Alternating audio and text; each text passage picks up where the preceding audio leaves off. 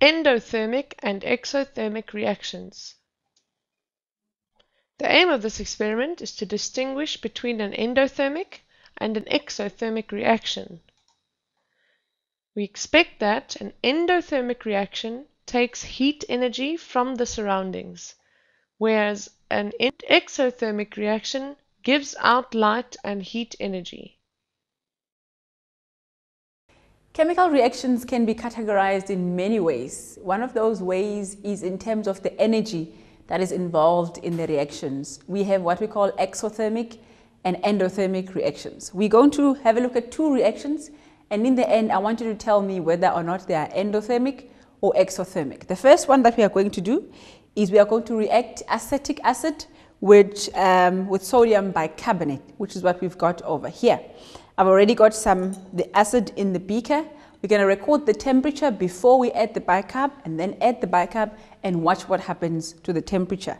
And I've got a temperature probe, which will then give me a graph on the computer, and we'll watch the shape of that graph as the reaction proceeds.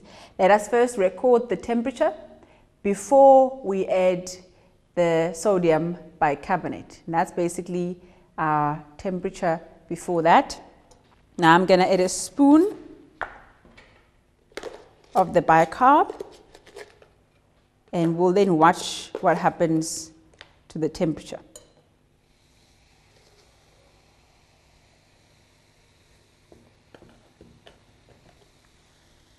Stir it a little bit using the temperature probe.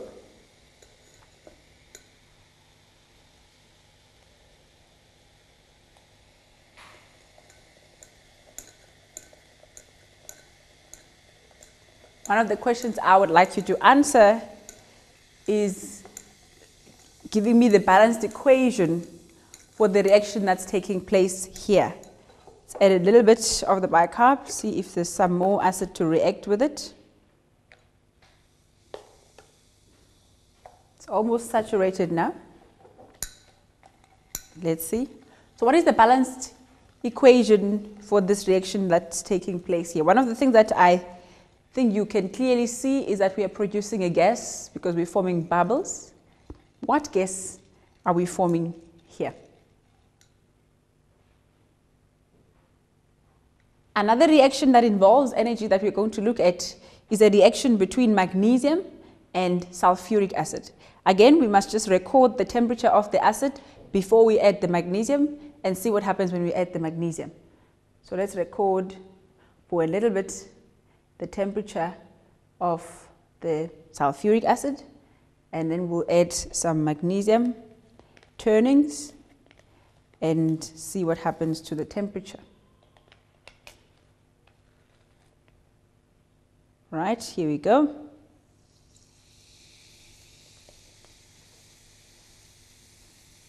Watch what happens.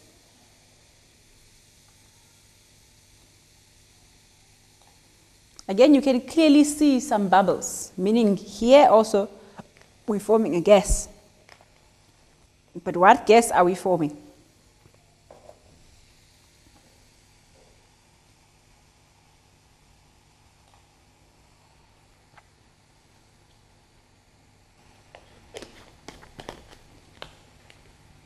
I think we'll stop the reaction there. You've seen enough to make a conclusion. Again, I'd like you to give me a balanced equation for the reaction that is taking place here. So we must now decide which of those two reactions is endothermic, which of these two reactions is exothermic. In the first reaction, acetic acid reacted with bicarbonate of soda to form sodium acetate, water, and carbon dioxide. The temperature of the reactants was 21,4 degrees Celsius. The temperature of the products was 14,4 degrees Celsius. This shows us that heat energy was released.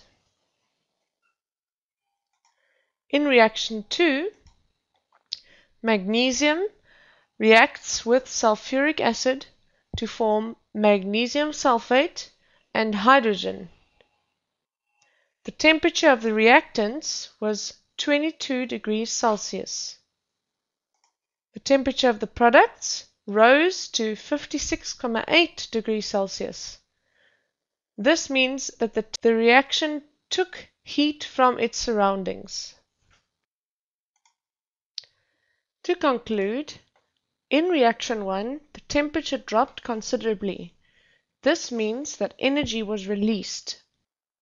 In reaction 2, the temperature increased, which means that energy was used. So in conclusion, reaction 1 is thus exothermic and reaction 2 is endothermic.